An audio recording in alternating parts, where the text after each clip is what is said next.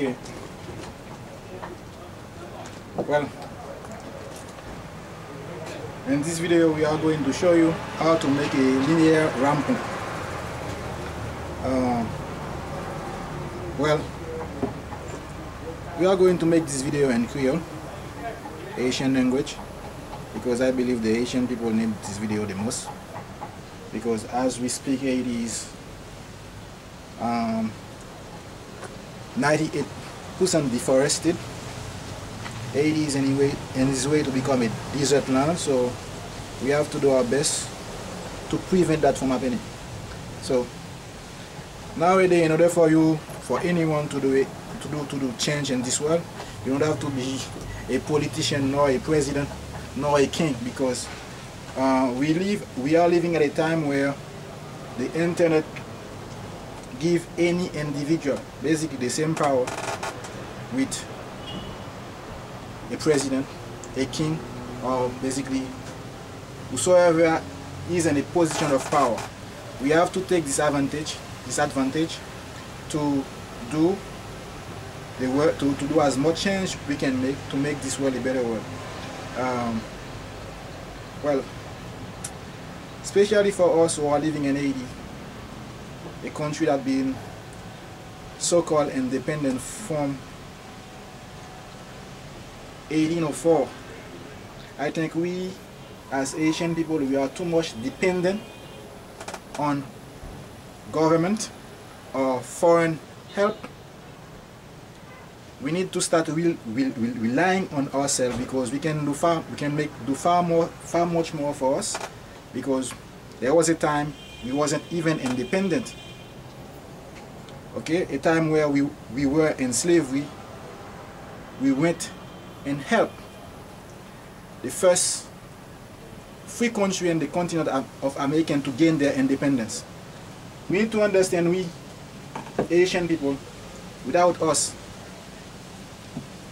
the United States of America might not be a free country today, because they have tried to get their freedom from the British, and they failed to get it. Okay, they failed to get it, and in order for them to gain their freedom, they did require the help of us, the Asian people. 1,500 of us went in the US and fight against the British to help the American people to get their independence. Well, if we see today the way they are return the kind of help that we did give them, we can see that we don't need to depend on no one, that we don't have no good friend that will come to say they will help us, because we have seen it. Every time when they are going 80, what they do is only get what we have. Okay? We never have no real friend or so-called country friend who is really interested in empowering the Asian people. And I think we need to realize that the freedom of the rest of the world depends on us, because I don't believe any other country in the world will be free until us Asians are free, because the freedom is in our blood, the freedom is in us, and we have to free ourselves in order for us to free the world. If we realize the amount of technology that the so-called developed country has in their hand today, what they can do, and all of them, either you call it a democratic country or whatever, they keep all their people in slavery. Having people to work today in the 21st century 8 hours a day or plus to barely make a living is a shame. It is a shame for any leaders, so-called leaders in the world, especially leaders of the developed country, industrial country, to have their people doing repetitious work that people can build machine to do. That's a shame.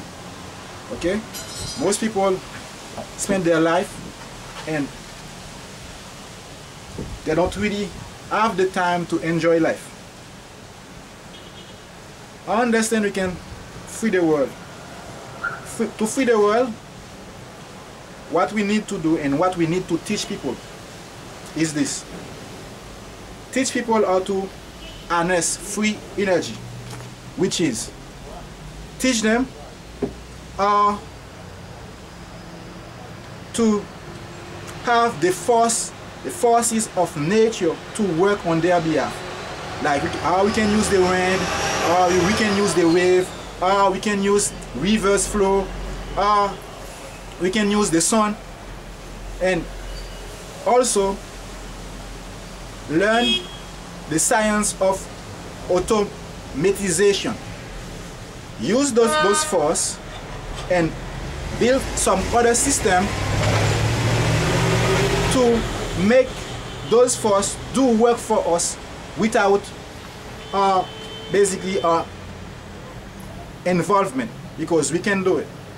Okay, we can do automatization either mechanically or electronically. Nowadays, man can make machine to do work that they are doing, especially the kind of boring work that don't really need no brain to do.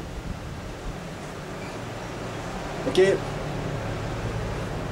where we can have time to enjoy life, to see, to talk to people, to show people, to help people, and to spend time with our family, because nowadays people spend most of their life in a job most of the time they don't like, a job where they have to go to work because they have to keep a roof over their head, they have to work for food,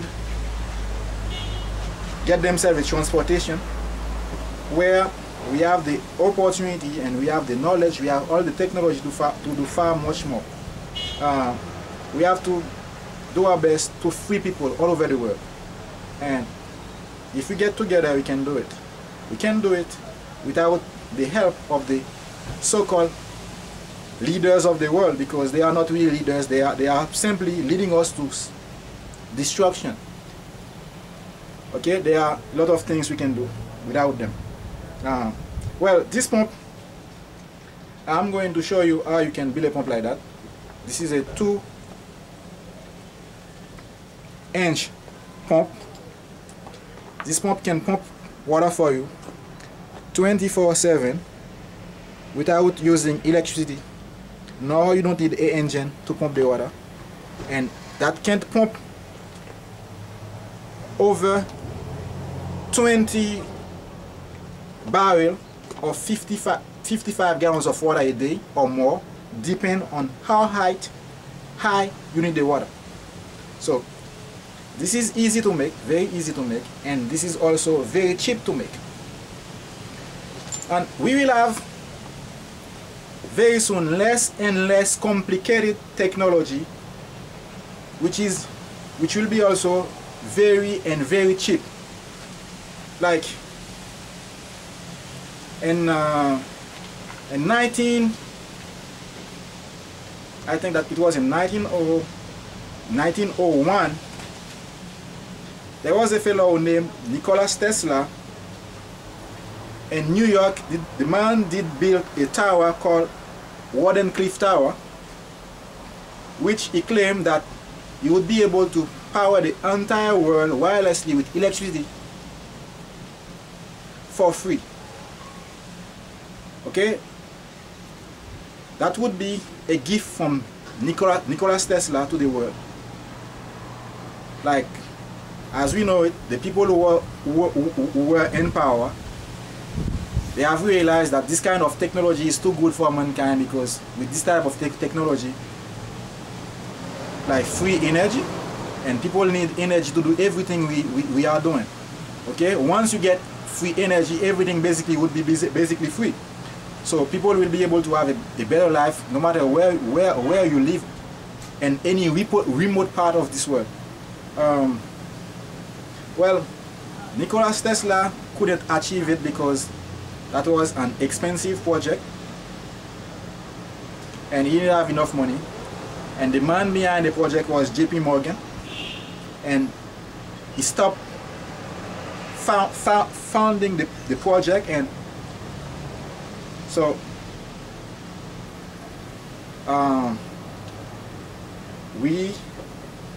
Nikola Tesla couldn't make the project on his own because he didn't have the fund. I think nowadays we'll be able to do far better than what Nikola Tesla was doing, because that will be one project that would be in one place where people could have monopoly over it. They can easily destroy it. I'm working on a few stuff where I think very soon I will be able to share the knowledge of how everyone can make their own generator, where it will be very cheap also, where we don't have to you don't have no need for no sun, no wind, no electricity, no fuel, no fossil fuel. This thing will be able to pump water for you from any well, no matter how deep the well is. Not only will be able to pump water for you for free 24/7, it will be able also to generate free electricity for you at the same time. And the thing is, it will be very cheap. Everybody will be able to afford it, and you will be able to make it in your own place. Wherever you live, you will be able to make it.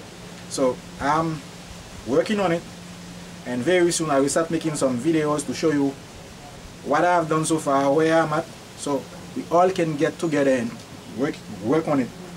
That will take us less time to do it. Now, okay, this pump is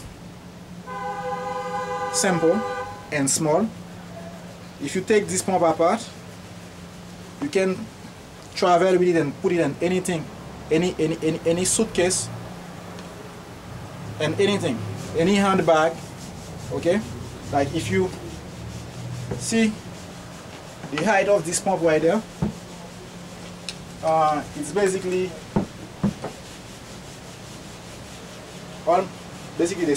almost the same height with 4 blocks.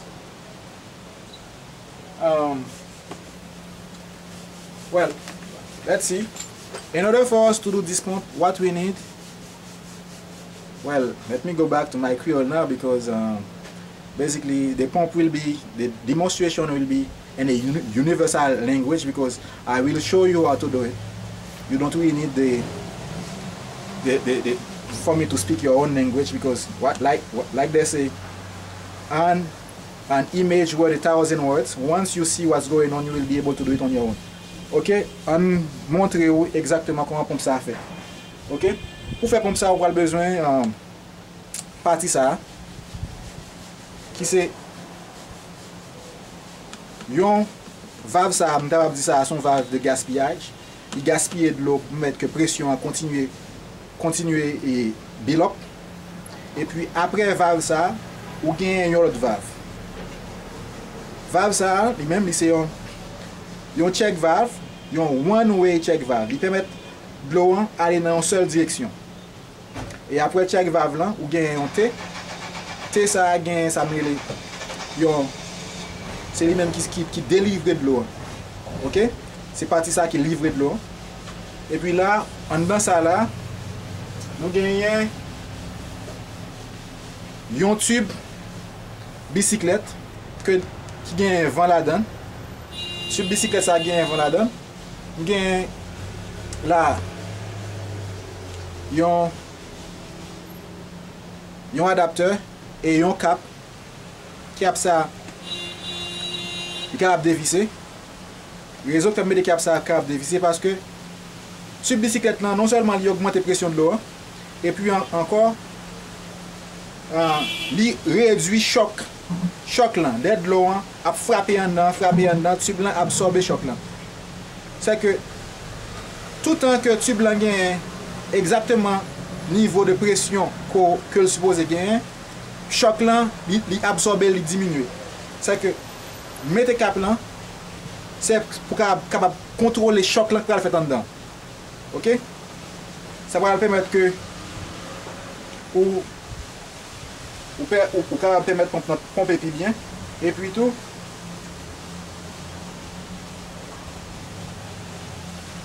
on peut contrôler choc là avec ça. Ok. Je vais vous montrer comment pompe faire avant que m'explique tout le détail de pompe. Je vais prendre l'autre pompe qui est capable de démonter le bout. Pompe ça c'est déjà vissé. Si je prends pompe ça par exemple,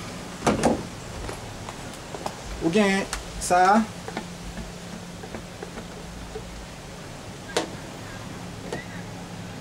C'est la première partie pompe là. Wells valve là avec ou bien check valve là. Yo fait une seule partie. C'est que pompe ça est très important pour tout le monde qui a bien possibilité pour aller online pour apprendre pompe là et nous même qui ça pas bien possibilité pour aller online, nous capable partager avec tout le monde l'école quel que soit côté hein. Puis yo gen capable essayer de faire pompe ça parce que pompe ça capable aider en pile monde en Haïti. Il a permettre nous reboiser Haïti et ça c'est un petit pompe que nous capable faire pompe qui plus gros, ça c'est commencement. Automatiquement que vous capable dépenser environ $50 haïtiens ou bien $100 haïtiens au moins. Parce que même là, ça coûté plus pour faire pompe ça. Et même là, en total, ça coûte environ 6, 7, $800 haïtiens pour faire pompe là. Et puis pour acheter tuyau ça pour venir adapter avec pompe là pour irriguer côté pour irriguer. C'est que il y a un avantage que le automatiquement qu'on finit installer pompe ça ou mettre blier parce que on a fait pas une pièce de dépense à faire encore pour nous. La juste pomper d'eau pour vous 24/24. OK, pour faire n'importe quoi là. OK. Ça c'est première partie pompe là qui c'est deux valves en ion. Et puis ou bien check valve là pour faire check valve là qui ça nous fait mais en dedans on va regarder nous avons le morceau de tuyau comme ça que nous utilisons morceau de tuyau ça que nous utilisons et puis nous attachons un petit morceau de chambre avec lui tant que son porte que nous fait qui prend le bas nous check valve là. OK. En bas morceau de tuyau hein, nous allons placer un tuyau comme ça qui peut gagner une distance ça pour quitter une petite distance là pour mouvement ça qu'a fait mouvement ouvert bien et là nous allons gagner deux vis 6 mm vis qui peut permettre que nous attacher ça avec tuyau. OK. Si nous regardons nous couper tuyau ça pour montrer comment que lié en dedans tuyau. Première forme valve que me faire était plus simple, c'est seulement en carré. Tuyau on pas doubler tout en dedans. OK? C'est que forme valve ça si que au besoin faire ou besoin contingent pour faire ou pas besoin pile bail pour faire ou seulement besoin si à métaux. Pour faire ça, le m'ta faire me couper si à métaux mon petit Jean travaille ça jusqu'à ce que me font un petit tour là, me continue à couper. Après me venir réaliser l'homme travaille avec si à métaux il prend plus de temps. Je prends un couteau, je chauffe le couteau, je pique le couteau dedans, je fais petit tour. Et puis je fais petit tour, je prends si à métaux et puis juste seulement blade là. Et puis quand il y a je coupe, je fais ça. OK? Pour me faire pompe là, ou seulement utiliser un petit bout de tuyau 2 pouces et puis de extrémité ça à là me fait le 3 cm. Raison que me fait le 3 cm m'a fait le trop long parce que l'on va mettre adapteur là.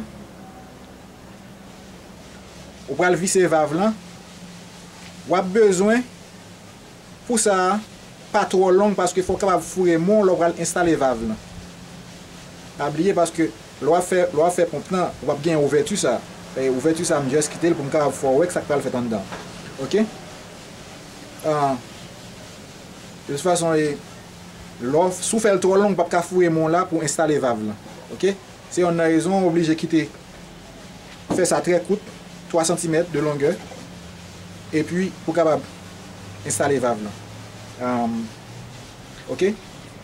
Pour me faire valve là, m'utiliser pas seulement tuyau 2 pouces. Tuyau ça que m'utiliser pour me faire porte valve là. C'est un tuyau 1 pouce et demi que lié. Raison fait que son tuyau 1 pouce et demi, si vous regardez, tuyau 1 pouce et demi, il est capable de plaquer en façon bien close, l'on met en dans 2 pouces là. C'est que la permettre l'on fait porte là avec lui, la capable seal très bien. OK? Quel que soit l'autre tuyau prend, on a bien plus gap. OK? C'est que l'important, on a besoin d'un bout de tuyau, 1 pouce et demi pour faire valve là. Et porte là, on va faire en sorte que porte là, est plus large que valve là parce que pour la pression frapper valve là pour pas pousser le dehors. C'est que le fait que le plus large, la pression pousser, il frappe comme ça. Il frappe comme ça, elle pas sorti. OK? Après on fin couper porte là, on prend un morceau chambre machine. Nous utilisons glue. Glue ça c'est contact ciment que nous utilisons et puis nous mettons glue. Après ça, on met là qu'on y a dans ça là. Et pour prendre l'autre morceau PVC, ça est couper PVC, nous fait tout droit. Morceau PVC là qu'on y a, on va utiliser là. Tant que ça nous capable dire tant que c'est un support, même les gens ont été capables d'utiliser une rondelle. OK? On va mettre vis là pour visser. On va mettre vis là va apparaître là, on va visser pour que ça capable ouvrir fermer. Le recevoir pression. OK? On aller rapide parce que moi presque vidéo presque fini là. Presque 20 minutes encore.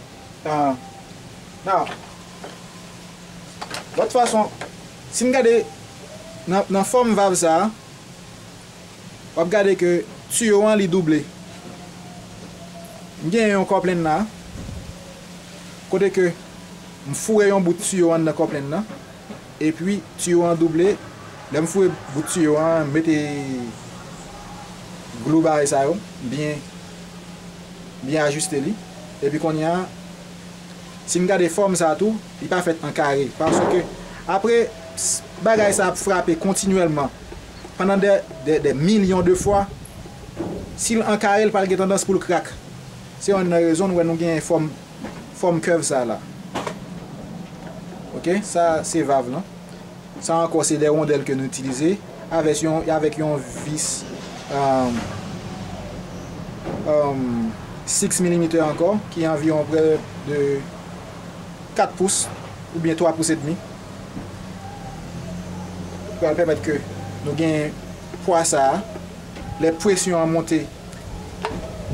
Poids ça pour permettre que porte là continue à ouvrir fermer, la peser porte en descendre nous ouvrir fermer. OK? Regardez. Il y a plusieurs façons que faire valve là. Nous faisons plusieurs types de valves. La première pompe nous fait, c'est des formes valves ça que nous avons gagné, qui est complètement carré et qui marche très bien. Qui pompe très bien tout. Qui pompe très bien. Ça en carré. OK.